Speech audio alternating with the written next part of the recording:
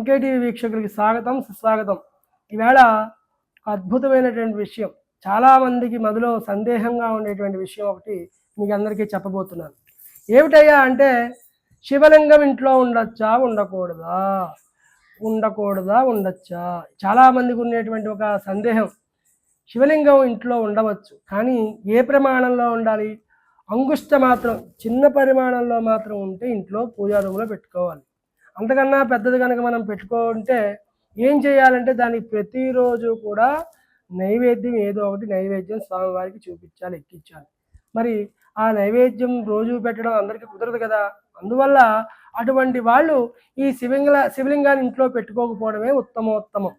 కనుక ప్రధానంగా ఇంట్లో శాలిగ్రామాలు, మీరు చాలామంది కాశీ వెళ్ళినప్పుడో లేకపోతే అలాగా ఆ పక్క గల బద్రీనాథ్, కేదార్నాథ్ వెళ్తే అక్కడ నర్మద బాణాలు అనేటువంటివి దొరుకుతుంటాయి. అవి తెచ్చుకుని ఇంట్లో పూజ చేసుకుని ఇంట్లో పెడుతూ ఉంటారు.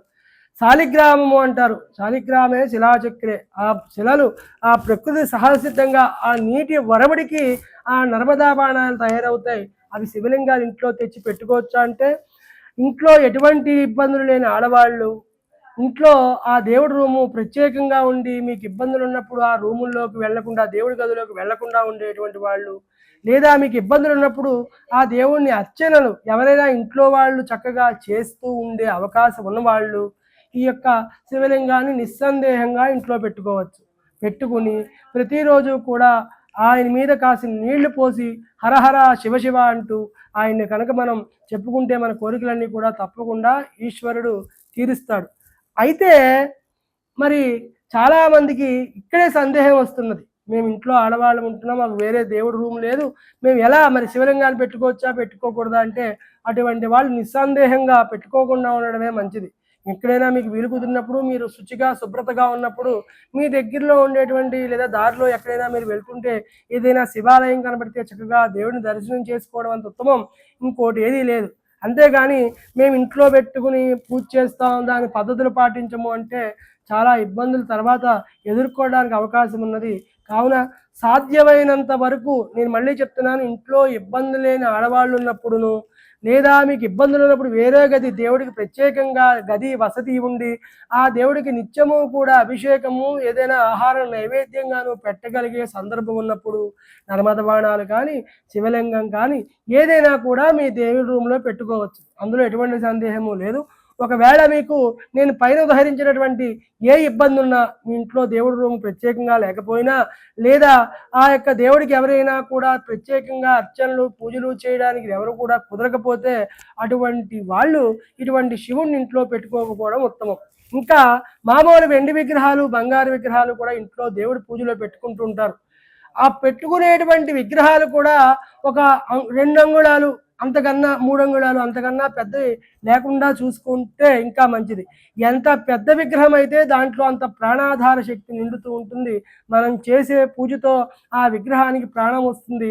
అటువంటి ప్రాణంతో ఉన్న విగ్రహాన్ని మనం ప్రతిరోజు ఏదో ఒకటి నైవేద్యం పెట్టకపోతే ఆ దేవుణ్ణి మనం పస్తు పెట్టినట్టుగా అవుతుంది. కాబట్టి సాధ్యమైనంత వరకు ఎంత చిన్న విగ్రహాలు ఉండి ఆ చిన్న విగ్రహాలు ఇంట్లో పెట్టుకోగలిగితే చాలా మంచిది. సాధ్యమైనంత వరకు అటువంటి విగ్రహాలను పెట్టుకోకుండా ఉంటేనే మంచిది. కానీ మళ్ళా చెప్తున్నా, ఇందాక మీకు ప్రత్యేకంగా దేవుడికి వసతి ఉండి ప్రత్యేకంగా దేవుడికి పూజ చేసేయగలిగే వాళ్ళు ఇంట్లో ఎవరో ఒకళ్ళు ఉండగలిగితే, రోజు నైవేద్యం పెట్టే అవకాశం ఉన్నప్పుడు చక్కగా శివలింగాన్ని, నందిని లేదా నర్మద బాణాలని లేదా ఈ స్ఫటికలింగాన్ని కూడా ఇంట్లో పెట్టుకోవచ్చు. ఇదే సూత్రం మీరు ఈ మధ్యన చాలా ఎక్కువగా ప్రాముఖ్యంగా 10 మందిలో నిలబడుతున్నది మేరు, అంటే శ్రీచక్రం. మేరువు స్ఫటికం ఇంట్లో పెట్టుకుంటున్నారు. పెట్టుకోవచ్చు, నేను చెప్తా. దానికి కూడా పూజ నైవేద్యము ఖచ్చితంగా జరగాలి. అలా జరిగేలా ఉంటేనే ఇంట్లో అటువంటి స్ఫటికాన్ని కానీ మేరువును కానీ ఇంట్లో పెట్టుకోవాలి. ఉత్తినే ఇంట్లో ఏదో నామకే వాస్తేగా అన్నట్టుగా అలా పెట్టేసి ఆ పూజలు చేయడం కాదు. ఆ దేవుడికి మీకు వీలున్నప్పుడు కాకుండా ప్రతిరోజు కూడా ఆ దేవుడికి ఏదైతే విగ్రహం పెడుతున్నామో, ఏదైతే శివలింగం పెడుతున్నామో, ఏదో 3 అంగుళాల కన్నా పెద్ద విగ్రహం పెడుతున్నామో అటువంటి విగ్రహాలకి కనుక ప్రతిరోజు పూజ చేయగలిగి ఆ నైవేద్యం ఏదో కూడా ఆ స్వామివారికి సమర్పించగలిగినటువంటి వాళ్ళు మాత్రమే ఈ శివలింగాలని, ఈ 3 అంగుళాల కన్నా పెద్దగా ఉన్న విగ్రహాలని కూడా దేవుడి రూమ్లో పెట్టుకోవచ్చు. ఇది ప్రధానంగా.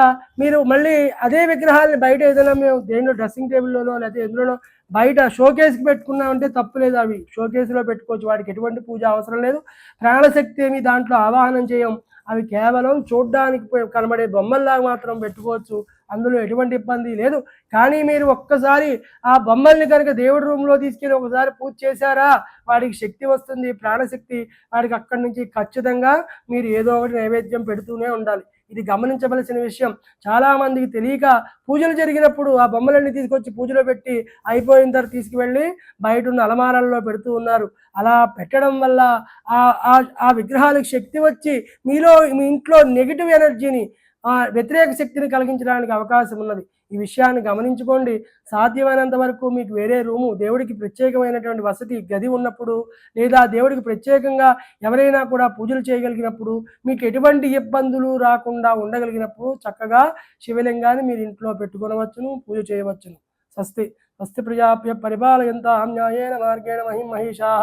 గోబ్రాహ్మణేభ్యः శుభమస్తు నిత్యం. లోకాः సమస్తాः సుఖినో భవంతు.